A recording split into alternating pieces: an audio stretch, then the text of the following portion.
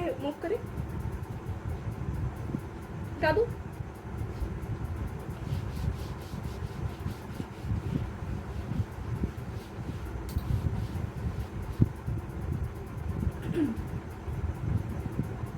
चलिए, अब हमको क्या सॉल्व करना है नेक्स्ट? ओके, अब हम देखेंगे हमारा कितना पॉइंट, कुछ याद नहीं, आप लिख लो। अब हमको देखना है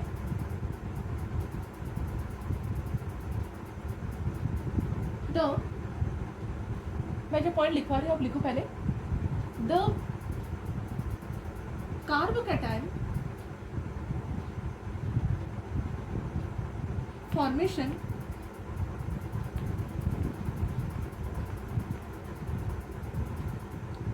allows both side nucleophilic attack. सबसे बड़ा पॉइंट है, लिख लीजिए। क्या लिखा मैंने? The carbocation formation allow us both side nucleophilic attack. देखिए, जो आपका पर्टिकुलर न्यूक्लियोफाइल अटैक करेगा ना, वो आपका कौन सा साइड से अटैक करेगा, ये बच्चे को बहुत ज़्यादा डाउट रहता है। तो मैंने आपको क्या बताया था कि कार्बोकैटायन में क्या रहता है जिससे उसमें दो साइड से रिएक्शन हो सकती है? Yes, vacant P orbital. Vacant P orbital दो साइड से ही न्यूक्लियोफाइल को न्यूक्लियोफाइल को एंटर करने की जगह दे देता है। इसलिए फ्रंट साइड और बैक साइड दोनों पॉसिबल होते हैं न्यूक्लियोफाइल को एंट्री देने में।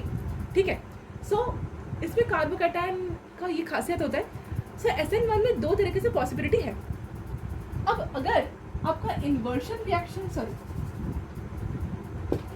अगर आपका न्यूक्लियोफाइल फ्रंट साइड रिएक्ट कर रहा है, I mean front side attack कर रहा है, front side nucleophilic attack if it is there, then it will be retention। अभी पढ़ाया था मैंने, रिटेंशन। अगर न्यूक्लियोफाइल बैक साइड अटैक कर रहा है,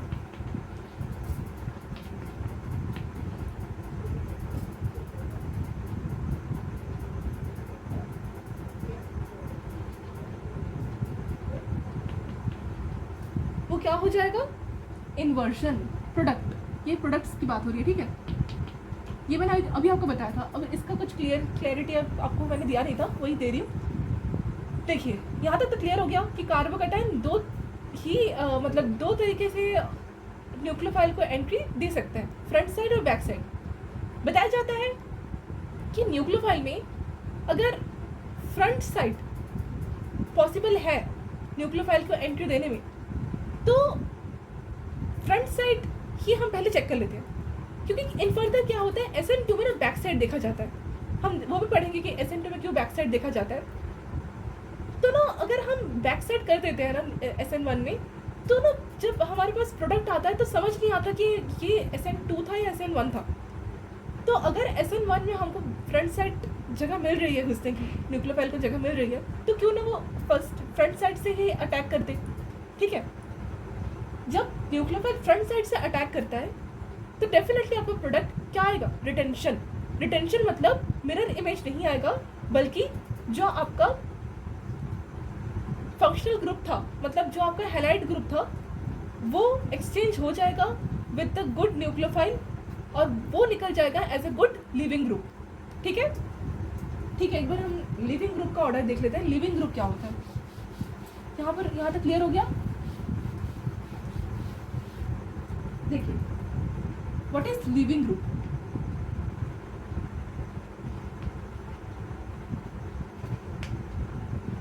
देखिए,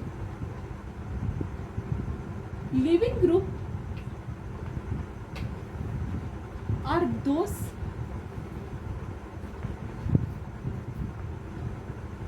which are found both, ये लिख लीजिए, both in SN1 and SN2 reaction. Leaving group एक ऐसी स्पीशीज है जो SN1 में भी मिलेगी, आपको SN1 रिएक्शन में भी मिलेगी, साथ ही साथ SN2 रिएक्शन में भी मिलेगी। ठीक है, अब लिविंग ग्रुप आपका 3 टाइप्स का होता है, ठीक है। There are further 3 types of leaving groups. LG लिख देती हूँ मैं शॉर्ट में, लिविंग ग्रुप्स। गुड, फर्स्ट है गुड मतलब अच्छा, बी है मॉडरेट मतलब ना अच्छा ना बुरा, सी है बैड, ठीक है। तो देयर आर 3 लिविंग ग्रुप्स, एक अच्छा, एक बुरा, एक ना अच्छा ना बुरा, ठीक है। अब ये लिविंग ग्रुप का ऑर्डर भी होता है, पर हमको अभी सॉल्वेंट से लिविंग ग्रुप का ऐसे ये नहीं करना, मतलब उसको कंपेयर नहीं करना। बस हम अपने लिविंग ग्रुप को देखेंगे कि कौन सा अच्छा है, कौन सा बुरा है और कौन सा ना अच्छा ना बुरा है, मतलब बीच का है, ठीक है। यहाँ तक क्लियर हो गया। अब देखिए, अब हमको देखना है कि गुड और बैड लिविंग ग्रुप में डिफरेंस क्या होता है। ये एग्जाम में पूछा जाता है, पर ऐसे बोर्ड एग्जाम में नहीं पूछा जाएगा, पर हाँ IIT के बुक्स में ऐसे क्वेश्चन दिए रहते हैं।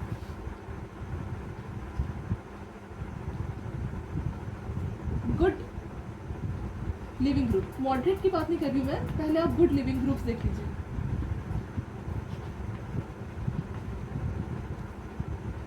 These are stable after leaving the substrate। मैं समझा रही हूँ, लिख लीजिए, पहले लिख लीजिए। ये आपका फर्स्ट है। Second, bad leaving group,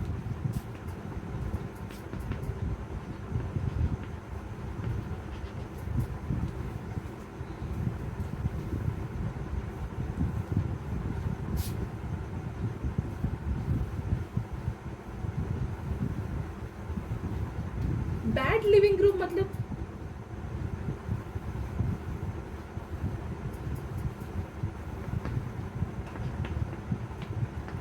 these are unstable, लिखिए, these are unstable after leaving the substrate। लिखते लिखते मैं समझा दे रही हूँ, आप समझिए, लिखते लिखते समझ लीजिए। देखिए, good leaving groups, these are stable. Good leaving groups क्या होते हैं? देखिए, फॉर एग्जाम्पल आपका कोई सबस्ट्रेट गिवन है, उस सबस्ट्रेट में आपका कोई पर्टिकुलर हैलाइड है, कोई फंक्शनल ग्रुप है जिसको हमको मतलब कंपेयर करना है अच्छे न्यूक्लियोफाइल के साथ। वो भी न्यूक्लियोफाइल है पर बुरा न्यूक्लियोफाइल है। जो बुरा न्यूक्लियोफाइल होता है ना, वो बहुत अच्छा लिविंग ग्रुप होता है, ठीक है। मतलब वो जितना स्टेबल जुड़ के रहेगा, उससे भी ज़्यादा स्टेबल वो अलग होके रहेगा, ठीक है। तो उसी को बोलते हैं good leaving group. Okay, good leaving groups will always be stable when they left the substrate. और उस वो वाला सबस्ट्रेट जहाँ से आपका मतलब लिविंग ग्रुप गया, वो वाला सबस्ट्रेट आपको अगेन मौका दे देगा कि अच्छा वाला न्यूक्लियोफाइल एंट्री हो जाए। और bad leaving groups are those means you can say those molecules which are unstable after leaving the substrate, ठीक है। मतलब जो जाके मतलब अगर सबस्ट्रेट के अंदर से कोई लिविंग ग्रुप बाहर जाके स्टेबल हो जाए तो वो आना नहीं चाहेगा, मतलब वो अच्छा लिविंग ग्रुप है, ठीक है। अच्छे से वो मतलब उसका कोई प्रॉब्लम नहीं है छोड़ के जाने की सबस्ट्रेट को। पर अगर सबस्ट्रेट में लिविंग ग्रुप नहीं जाना चाह रहा, ठीक है, मतलब वो जाके अगर अनस्टेबल है तो मतलब वो सबस्ट्रेट में रह के स्टेबिलिटी रखेगा, वो सबस्ट्रेट में ही रहना पसंद करेगा, मतलब वो एक बैड लिविंग ग्रुप है। तो यही मैंने लिखा है बस, good leaving groups these are stable after leaving the substrate, और bad leaving groups are those which are unstable after leaving the substrate. तो ये दो टाइप्स के आपको मिलेंगे लिविंग ग्रुप, ठीक है। जो मॉडरेट होता है ना, वो मॉडरेट आपका लिविंग ग्रुप, मतलब मॉडरेट लिविंग ग्रुप्स को ना हम ज़्यादा मतलब तब देखते हैं जब आपका रिएक्शन में कुछ मतलब आपको खुद पॉइंट्स ऐड करने पड़ते हैं उसमें। मतलब अगर मॉडरेट है तो हमको अच्छा बनाना पड़ेगा, अगर बैड भी है ना तो भी हमको अच्छा बनाना पड़ेगा, ठीक है। सो अच्छा लिविंग ग्रुप बनाने के लिए जो आपको कंडीशंस दी जाती है उसको हमको फॉलो करना पड़ता है, वो हम पढ़ेंगे अच्छे से। पहले आप इतना क्लियर कर लीजिए, इसके बाद मैं आपको समझाती हूँ कि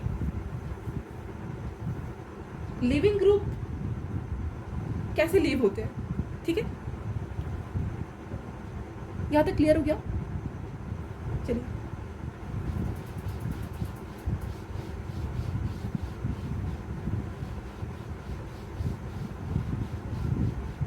देखो क्या समझा रही थी मैं आपको, लिविंग ग्रुप का मतलब, राइट। सो लिविंग ग्रुप का मतलब क्या होता है कि सबस्ट्रेट में ऐसा कोई मॉलिक्यूल जो अलग हो जाए उसको हम लिविंग ग्रुप बोलते हैं। लिविंग ग्रुप 3 टाइप्स का पाया जाता है, अच्छा, बुरा, ना अच्छा ना बुरा, ठीक है। अब देखिए मैं आपको क्या पढ़ा रही थी कि SN1 में है ना, लिविंग ग्रुप तो एक जस्ट आपको मैं एक्सप्लेन कर रही थी बीच में, पर हम क्या पढ़ रहे थे, SN1 में क्यों आपको फ्रंट साइड रिएक्शन देखने को मिलता है। देखिए SN1 SN2 में अभी मैंने बताया कि SN2 में भी आपको बैक साइड रिएक्शन देखने को मिलता है, मतलब बैक साइड अटैक। तो ना SN1 अगेन हम अगर बैक साइड रिएक्शन कर देते हैं ना फर्स्ट स्टेप में, तो ना क्या होता है, मतलब समझ नहीं आता कि ये कहाँ से बिलोंग कर रहा है, SN2 है या SN1 में, क्योंकि SN2 में तो करना ही पड़ता है बैक साइड रिएक्शन, इसीलिए बता रही हूँ। तो SN1 में ना अगर आपको फ्रंट साइड से जगह मिल रही है न्यूक्लियोफाइल को घुसने की, तो फ्रंट साइड रिएक्शन ही ज़्यादा फेवरेबल होता है, ठीक है। पर ऐसी बात नहीं है कि SN1 में बैक साइड रिएक्शन नहीं होता, SN1 में भी बैक साइड रिएक्शन देखी गई है, ठीक है। इसीलिए कहा जाता है कि अगर जहाँ से बैक साइड रिएक्शन देखी जाती है ना, वहाँ से बताया जाता है कि ज़्यादा फेवरेबल होता है, मतलब back side reaction will definitely gives us the product of inversion only. So inversion product आपको बोथ केसेस में, SN1 हो चाहे SN2 हो, बोथ केसेस में ही आपको डोमिनेट करता हुआ दिखेगा रिटेंशन प्रोडक्ट को, ठीक है। अब देखिए SN2 रिएक्शन, SN1 रिएक्शन में हमने क्या, SN2 रिएक्शन नहीं पढ़े हम, SN1 रिएक्शन में हमको क्या देखना है कि फ्रंट साइड रिएक्शन में कैसे आंसर आ रहा है। देखिए फर्स्ट में तो आपको एक मॉलिक्यूल दिया जाएगा in the presence of weak base. Weak base मतलब उसमें आपको क्या देखना पड़ेगा, उसमें आपको क्या देखना पड़ेगा कि हेटेरोलिटिक क्लीवेज करवा लो। अब हेटेरोलिटिक क्लीवेज करवाने के बाद किसका फॉर्मेशन होगा, कार्बोकैटायन का। अब वही कार्बोकैटायन आपको क्या बनेगा, इंटरमीडिएट, ठीक है। अब देखिए इंटरमीडिएट बनने के बाद मतलब वो बहुत ज़्यादा रिएक्टिव है, अब उसको हमको फटाफट से रिएक्शन करवाना है, इसीलिए न्यूक्लियोफाइल का अटैकिंग ज़रूरी है। जब न्यूक्लियोफाइल अटैक कर जाएगा कार्बोकैटायन में, तब कार्बोकैटायन स्टेबल बन जाएगा, ठीक है। अब देखिए यहाँ पर मैं आपको मैकेनिज्म दिखा रही थी, CH3 CH3 CH3, ये आपका ब्रोमाइड, ठीक है, in the presence of water. अब हम मैकेनिज्म के तरफ जा रहे हैं। अब देखो मैकेनिज्म कंप्लीट हो रहा है। देखिए ये क्या बना था, कार्बोकैटायन, मतलब कार्बोकैटायन आपका ऐसे बनेगा इंटरमीडिएट। कार्बोकैटायन क्या बोलते हैं, इंटरमीडिएट। और इंटरमीडिएट स्पीशीज को हम कैसे दिखाते हैं, ब्रैकेट के अंदर ऐसे ऐसे, ठीक है। ये क्या बना आपका, इंटरमीडिएट,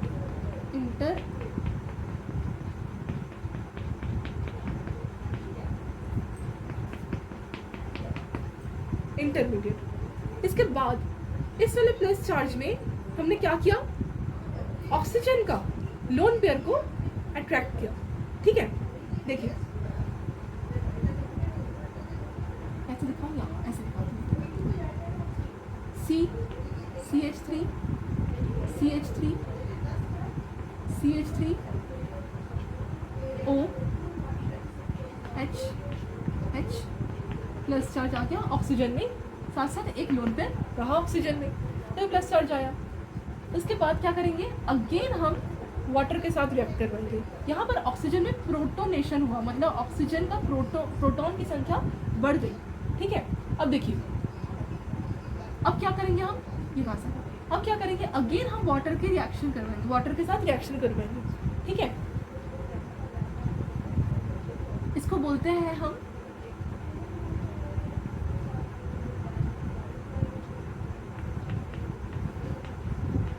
हाइड्रोलिसिस, जहाँ पर वाटर ब्रेक होता है और प्रोटोनेशन करता है। ठीक है, अब देखिए जब अगेन वाटर के साथ रिएक्शन करवाएंगे तब जो प्रोटोनेटेड वाटर था उसका एक हाइड्रोजन H+ आयन की तरह जो दूसरा वाला मोल ऑफ वाटर है उसके साथ जुड़ेगा। जो स्ट्रक्चर बनेगा वो कुछ ऐसा बनेगा, CH3 CH3 CH3 alcohol, right. एक H निकल के वाटर के लोन पेयर के साथ अट्रैक्ट हुआ, H3O पॉजिटिव बना, इसको बोलते हैं हाइड्रोनियम आयन। क्या बोलते हैं? Hydronium ion, right. अब ये हाइड्रोनियम आयन क्या करेगा? अगेन हमारे पास याद कीजिए Br नेगेटिव निकला था, Br नेगेटिव निकला था, किसके साथ निकला था? किसके साथ निकला था? कार्बोकैटायन इंटरमीडिएट के साथ। अब Br नेगेटिव हमारे पास जब बचा हुआ है तो अगेन हम जो हाइड्रोनियम आयन का H+ है उसको डोनेट कर सकते हैं। मतलब हमारे पास जो फाइनल प्रोडक्ट आएगा वो CH3 CCH3 CCH3 में OH निकल जाएगा, प्लस यहाँ लिख देती हूँ मैं, प्लस HBr प्लस वाटर निकलेगा। HBr एक एसिड है, वाटर, और आपके पास ये फॉर्मेशन हो गया। और ये आपका क्या निकला? Retention product. ये आपका क्या निकला? Retention product. मतलब हमने क्या किया? न्यूक्लियोफाइल को, ये आपका गिवन न्यूक्लियोफाइल था ना, ये आपका गिवन न्यूक्लियोफाइल था, इसको भी लिखना पड़ेगा NO नेगेटिव। ठीक है, ये आपको गिवन न्यूक्लियोफाइल था और ये न्यूक्लियोफाइल क्या था? Polar protic solvent. अब ये न्यूक्लियोफाइल ने फ्रंट साइड से रिएक्शन किया, मतलब Br जहाँ था उसको ही हमने चेंज किया और न्यूक्लियोफाइल का OH हमने ऐड किया। ठीक है, कैसे कैसे ऐड किया आप देख सकते हैं मैकेनिज्म्स। अब ये सब स्टेप्स में हुई। अब मैकेनिज्म को हम काउंट नहीं करते, पर हाँ हम इंटरमीडिएट और जो आपका फर्स्ट प्रोडक्ट था जहाँ पर आपका मतलब जहाँ से आपको ये जुड़ा, क्या बोलते हैं इसको, न्यूक्लियोफाइल, उसका हम काउंट करते हैं। मतलब ये स्टेप कितने में कंप्लीट हो गया? ये आपका फर्स्ट स्टेप था, स्टेप 1, और ये आपका था स्टेप 2। ठीक है, अब फाइनल हमारे पास ये आंसर आ गया। मतलब CCH3 ये आपको क्या बना? 3 डिग्री कार्बन और उसके साथ OH। इसका नाम आपका पहले नाम क्या था इसमें? Tertiary butyl bromide. अब क्या बना? Tertiary butyl hydroxide.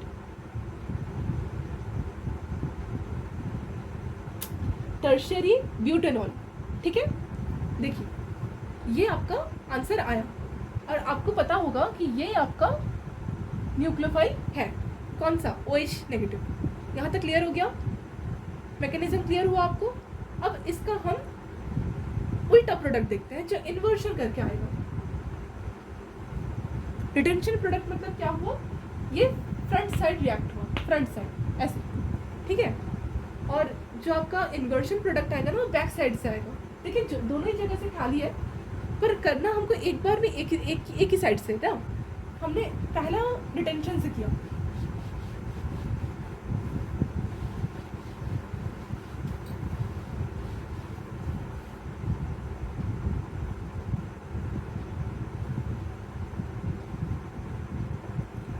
अब देखिए इन्वर्शन प्रोडक्ट कैसे दिखता? ये आपका CH3, ये आपका CH3, ये आपका CH3, ये आपका ब्रोमाइड। ठीक है, अब ये ब्रोमाइड को हमको चेंज तो करना है, पर बस हमको इन्वर्शन प्रोडक्ट करना है। तो इन्वर्शन में क्या होता कि फॉर एग्जांपल ये आपको पहले तो कार्बोकैटायन बनता है CH3 CH3 और ये CH3, यहाँ कार्बोकैटायन। तो कार्बोकैटायन है मतलब यहाँ पर फ्रंट साइड से भी जगह है, पीछे से भी जगह है, 2 लोब्स के थ्रू बता रही हूँ मैं। अब देखिए अगर पीछे से रिएक्ट करता ना, ये जो वाटर है, ये जो वाटर है, ये जो पीछे से रिएक्ट करता तो क्या होता? ये CH3 CH3 CH3 ऐसे हो जाते हैं, ऐसे इन्वर्ट मतलब उल्टा हो जाता है, ठीक है। मतलब ऐसे बी आर आ रहा है नेगेटिव, मतलब बी आर नेगेटिव जा रहा है और यहाँ से क्या आ रहा है H2O, है ना, ऐसे जा रहा है और रिएक्ट कर रहा है, मतलब अटैक कर रहा है पीछे से ना, ऐसे पीछे से अटैक कर रहा है। और ये C है और यहाँ पर CH3 लगा था। अब ये जो CH3 है ना, ये ऐसे उलट गया, ये वाला साइड से, तो ऐसे हो गया और ये ऐसे हो गया। क्लियर हुआ? अब ये जब ऐसे पीछे पीछे गया ना, तो यहाँ पर क्या हुआ, ये जब ऐसे पूरा इन्वर्ट कर लिया, मतलब उल्टा कर लिया ये वाला मिथाइल ग्रुप को, तो ये वाला जो वाटर है इसने बॉन्ड कर लिया ये वाला कार्बन के साथ। वाटर में अगेन प्लस चार्ज आ गया, अगेन वही प्रोटोनेशन हुआ, और प्रोटोनेशन हो जाने के बाद क्या हुआ, यहाँ पर आपको अगेन वाटर के साथ रिएक्शन वही सेम आएगा। SN2 रिएक्शन में ऐसे सेम नहीं होता, पर हाँ SN1 में ऐसे ही बनेगा, ठीक है। वही आपका सेम मैकेनिज्म फॉलो किया जाएगा और जैसे था वैसे ही करके हमारे पास फाइनल प्रोडक्ट वही आएगा जो हमारे पास पिछली बार आया था, पर हमारा जो पोजीशन है वो चेंज हो जाएगा अल्कोहल का। मतलब हमारे पास जो प्रोडक्ट आएगा वो HBr तो निकलेगा ही, वाटर भी निकलेगा, पर हमारे पास प्रोडक्ट का जो पोजीशन है वो बस इन्वर्शन प्रोडक्ट में आ जाएगा, इन्वर्शन, ठीक है। यहाँ तक क्लियर हो गया? आप देख सकते हो कि पहले हमारे पास ऐसा था, इसका मिरर इमेज है। मिरर इमेज मतलब क्या होता है कि आप इसको सुपर इम्पोज नहीं कर सकते। सुपर इम्पोज मतलब क्या होता है कि ये हूबहू एक दूसरे के साथ मतलब बैठ नहीं सकता। मैं इसको उठा के ऐसे रखूँगी तो ये OH इधर आएगा, राइट। सो ये इसके सुपर इम्पोजिबल नहीं है, that is non super imposable, non super impossible.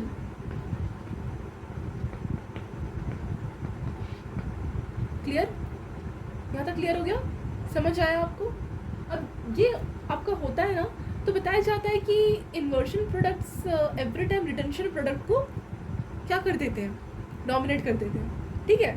क्यों? क्योंकि बताया जाता है कि जो कार्बोकैटायन बनने का मतलब बनने का जो टाइम रहता है ना, वो बहुत स्लो रहता है, और स्लो होते होते बहुत बार क्या होता है कि हमको जो मतलब रेसिमिक मिक्सचर बनता है ना, वो रेसिमाइजेशन में वक्त लगता है, ठीक है। इसीलिए ऐसे पीछे से रिएक्शन होता है, और पीछे से रिएक्शन बोलते हैं कि ज़्यादा डोमिनेटिंग होता है किसके ऊपर, रिटेंशन प्रोडक्ट के ऊपर, ठीक है। रिटेंशन प्रोडक्ट आपको मिलेगा, पर हाँ हम बैक साइड रिएक्शन करके उसको डोमिनेट समझ सकते हैं ऐसे, ठीक है। आपको यहाँ तक क्लियर हो गया? क्लियर हो गया? चलिए मिटा दूँ।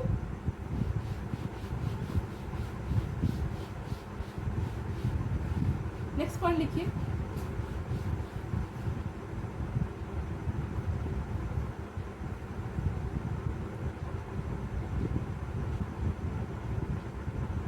They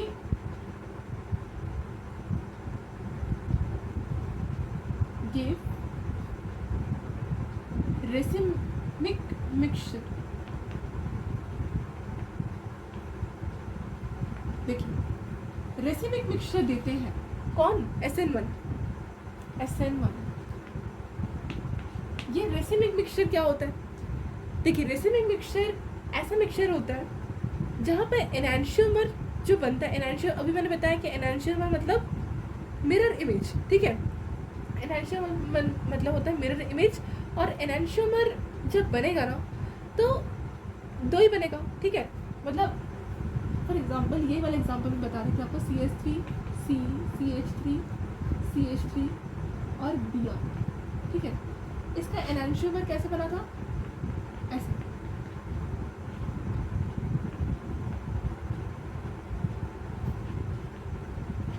मैं इसको अभी एक्सचेंज करके नहीं बता रही हूँ, न्यूक्लियोफिलिक सब्स्टिट्यूशन करके नहीं बता रही हूँ, ऐसी एनांशियोमर मिरर इमेज दिखा रही हूँ। ये इसका एनांशियोमर है। अब एनांशियोमर क्या होता है कि 50-50% अगर हम ले लें, ठीक है, एक ट्यूब के अंदर, अब ये दोनों 50-50% लेना होता है, और ये 50% इक्वल होने के कारण इसको बोलते हैं इक्वल मोलर सॉल्यूशन। और जब हम इस सॉल्यूशन से प्लेन पोलराइज्ड लाइट पास करवाते हैं ना, प्लेन पोलराइज्ड लाइट इसको बोलते हैं पीपीएल, जो आपका एक ही प्लेन में लाइट जाती रहती है। अब क्या होता है कि प्लेन पोलराइज्ड लाइट जब इस सॉल्यूशन से होके गुजरती है ना, तो जो आपका लाइट होता है वो ऑप्टिकली इनएक्टिव होता है, ठीक है। मतलब क्या होता है कि फॉर एग्जांपल ये आपका जो फर्स्ट रेसिविंग मिक्सचर है वो प्लस में आ रहा है, ठीक है। डिक्सट्रो लेवो ऐसे आपको मिलेगा, अगर आपने पढ़ा होगा तो प्लस माइनस में होता है। सो इक्वल इसमें प्लस और माइनस दोनों होता है, ऐसे शो किया जाता है। अब यहाँ पर क्या होता है कि फॉर एग्जांपल एक प्लस वाला जो पोजीशन है, मतलब एक वाला प्लस वाला जो मिक्सचर एनर्जी वाला मिक्सचर है, उसका मैंने क्या किया, एक एंगल में लाइट दिया, तो इसका लाइट जो आया वो कुछ ऐसा आया। ये एक एंगल है फॉर एग्जांपल 20 डिग्री, और अनदर मिक्सचर का जो मैंने लाइट दिया वो लाइट आपका एंगल में कुछ ऐसे रोटेट किया, ये भी 20 डिग्री का था। अब दोनों अलग अलग वैल्यू होने की वजह से, एक प्लस एक माइनस होने की वजह से एक पोजीशन ऐसा है जहाँ पर लाइट का जो नेट रोटेशन आया वो 0 आया। क्यों? क्योंकि एक प्लस एक माइनस था। इसीलिए ये प्लेन पोलराइज्ड, ये वाले सॉल्यूशंस प्लेन पोलराइज्ड लाइट के अंडर ऑप्टिकली इनएक्टिव रहते हैं। दे आर ऑप्टिकली इनएक्टिव, ठीक है। और ये प्लेन पोलराइज्ड लाइट का फुल फॉर्म क्या होता है? प्लेन, ये पीपीएल का फुल फॉर्म बता रही हूँ, सॉरी, प्लेन पोलराइज्ड लाइट, ठीक है। आपको समझ में आया कि क्या रहता है? ऑप्टिकली इनएक्टिव, इसे बोलते हैं रिसीविंग मिक्सचर। अब ये रिसीविंग मिक्सचर देते हैं, ठीक है, रेसिमाइजेशन होती है इनके अंदर, ठीक है। SN1 में ही ये होता है। यहाँ तक क्लियर हो गया? आपको ये समझ में आ गया कि इन्वर्जन प्रोडक्ट क्यों डोमिनेट करता है रिटेंशन प्रोडक्ट को? अच्छा, आपको ये भी समझ में आ गया कि कार्बोकैटायन बनता है SN1 में। क्लियर हो गया? चलिए मिटा दो, नेक्स्ट देखते हैं। कार्बोकैटायन की स्टेबिलिटी समझ में आ गई आपको? चलिए,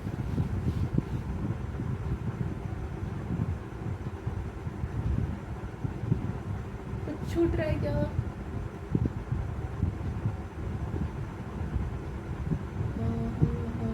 हाँ, रेट, एक और पॉइंट, रेट डिपेंडेंस। आपको पता है कि रेट मतलब स्पीड, काइनेटिक ऑर्डर। जो रेट होती है ना, वो किसके ऊपर डिपेंड होती है? Concentration of halide, concentration of halide, इसलिए तो इसको यूनिमोलिकुलर कहा गया, ठीक है। अब देखिए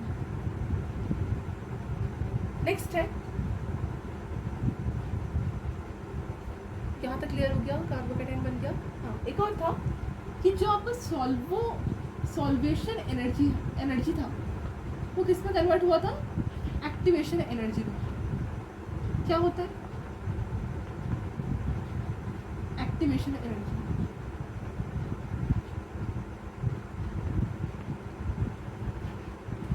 देखिए, एक्टिवेशन एनर्जी में सॉल्वेशन एनर्जी एक्टिवेशन एनर्जी में कन्वर्ट होना ही होता है। SN1 में हो जाता है। मैं आपको एक्टिवेशन एनर्जी का एक ग्राफ बना के दिखाती हूँ। फॉर एग्जांपल ये आपका एक XY प्लेन है और यहाँ पर आपका क्या है? एक प्रोडक्ट है। अब इस प्रोडक्ट को इतनी एनर्जी चाहिए होती है, जो एनर्जी वो लेके किसमें डायरेक्टली कन्वर्ट हो जाए? प्रोडक्ट में। सो ये वाला जो आपका पर्टिकुलर था, आपने पढ़ा होगा थ्रेशोल्ड एनर्जी वगैरह, ये पर्टिकुलर एनर्जी को हम बोलते हैं एक्टिवेशन एनर्जी। एक्टिवेट करता है रिएक्टेंट को, जिससे वो एक्टिवेशन एनर्जी को अपने अंदर एब्जॉर्ब करके क्या बना दे? रिएक्टेंट से प्रोडक्ट बना दे। यहाँ पर पर्टिकुलर आपका एक रिएक्टेंट होता है, रिएक्टेंट जहाँ से वो एनर्जी लेता है। कौन सी एनर्जी लेता है? Activation energy. और ये एक्टिवेशन एनर्जी पर्टिकुलर आपको प्रोडक्ट देने में काबिल हो जाते हैं। ठीक है, ये भी एक बहुत बड़ा पॉइंट है, लिख लीजिए।